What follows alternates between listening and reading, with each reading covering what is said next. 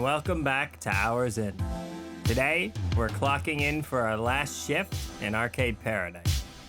For now, anyway. Let's call it a vacation now that we're a successful arcade owner. I may someday return for the DLC cabinets and perhaps even the VR version. Note that this video expands on the previous two videos in the series. If you haven't seen them, you can check them out in the description. If you'd prefer to start here, I'll quickly summarize. Skip to the next chapter if you don't want to hear the basics again.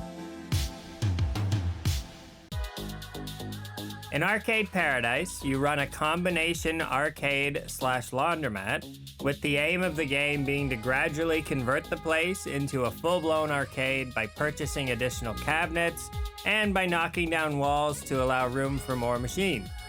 All of the cabinets are playable, and in fact you should play them, since meeting certain goals within each game increases the amount of revenue it can generate.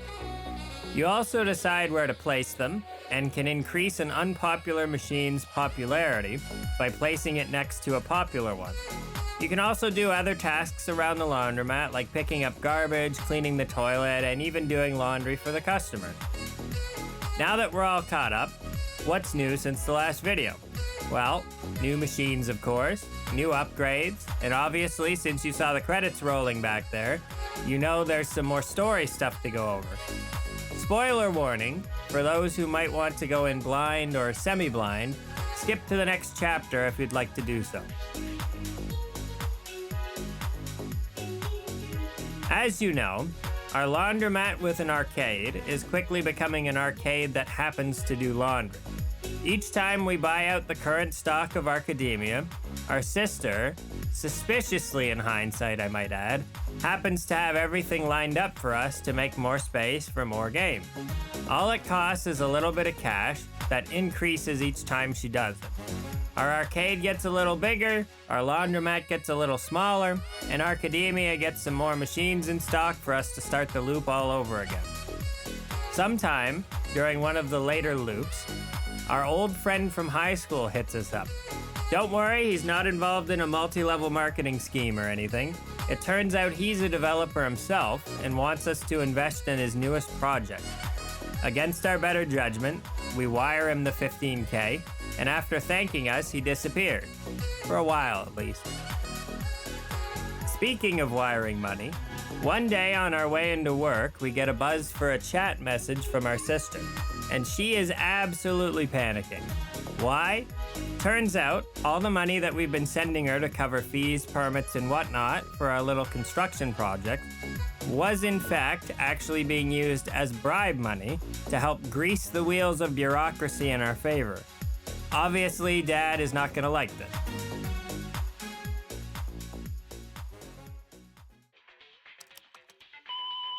I'm not used to this level of scrutiny! It looks like this is the end of the King Wash, and the arcade within. Dad boards the place up, puts the lot on auction, and forces us to work at the best-worst meat packing plant. And guess what? We, as in you and I, have to actually work there. The boxes keep coming, and we keep taping them shut, straight along the top if we can. After like 5 business days of this, we decide to drop by the old King Wash one last time. The place is a massacre. Windows are covered in plywood, our cabinets have been carted away, and even the few dryers we had left have been mostly sold off. We take one last look at our office for old time's sake, and as if just to taunt us, our computer is not only still here, but it's still hooked up, and we have a message. It's Dylan, and he has Enron stock for us.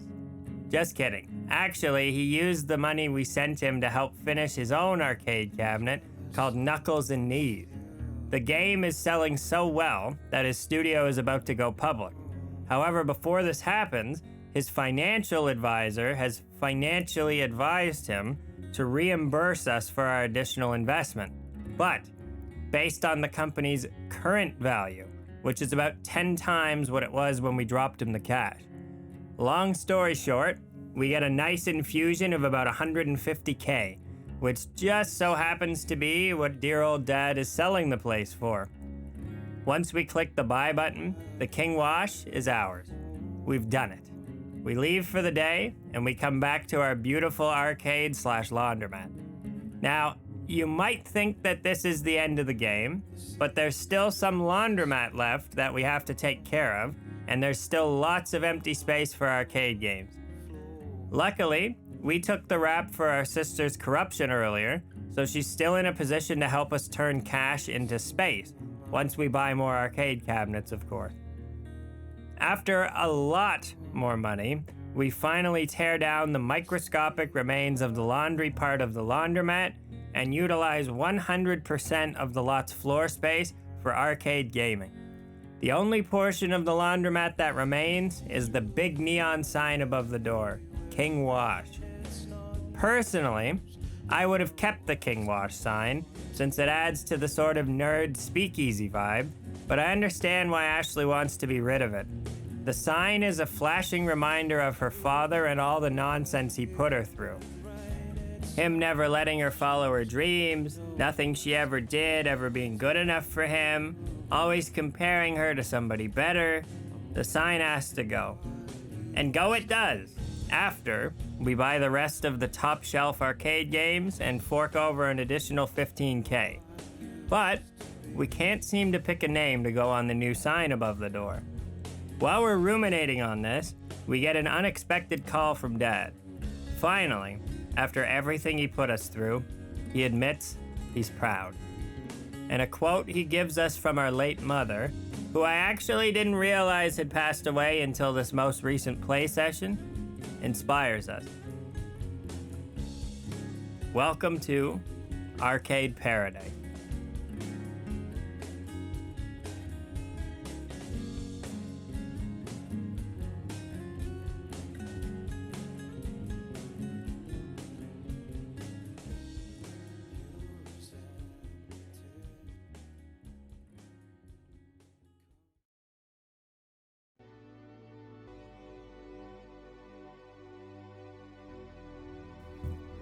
Now that we've passed the story bits, what did I think of the game overall? Should you play it? Has my opinion changed since the last few videos?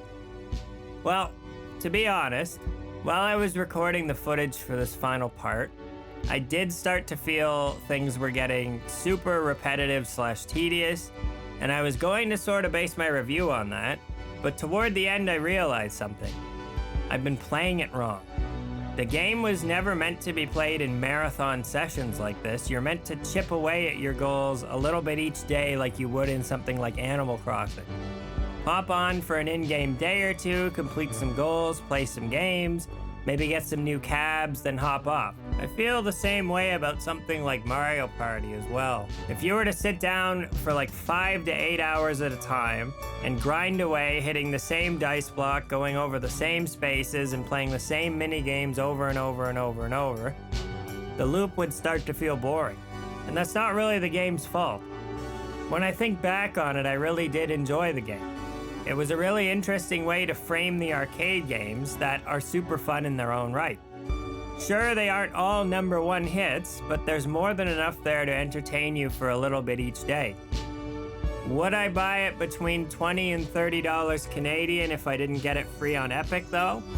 Honestly, I don't know. On one hand, that price is fairly reasonable when you compare it to some of these massive AAA games with 100-mile wide, barren open worlds with barely enough content to fill even like an eighth of that space.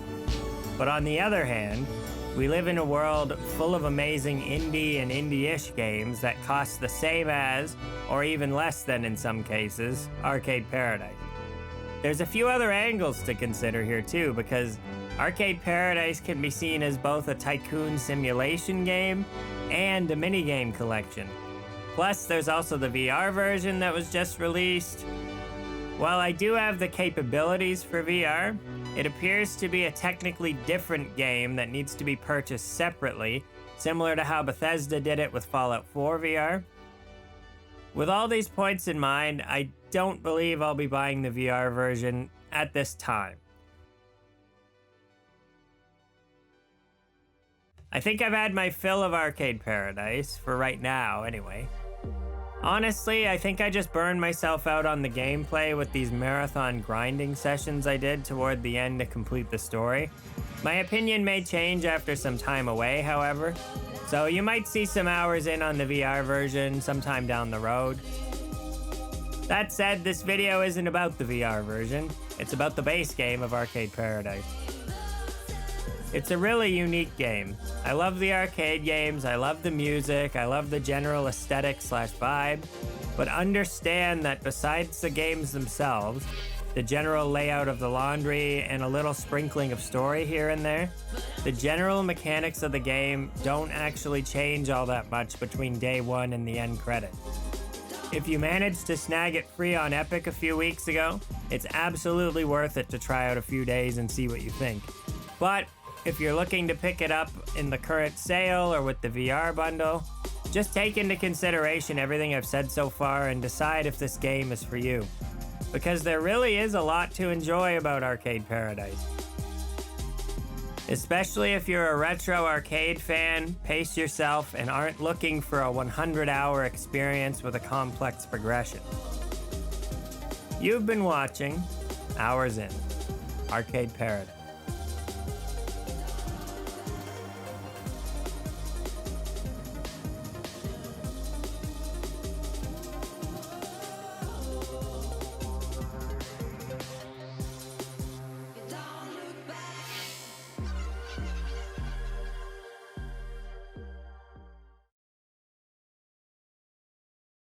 What did you think of Arcade Paradise? Did you get it when it was free on the Epic Store a few weeks ago? Or are you gonna buy it? What about the VR? Are you set up for VR? Do you think it's worth the price of admission? If you've played it, what's your favorite cabinet? Feel free to let me know in the comments. Thanks again for watching, and I hope to see you again in the next video.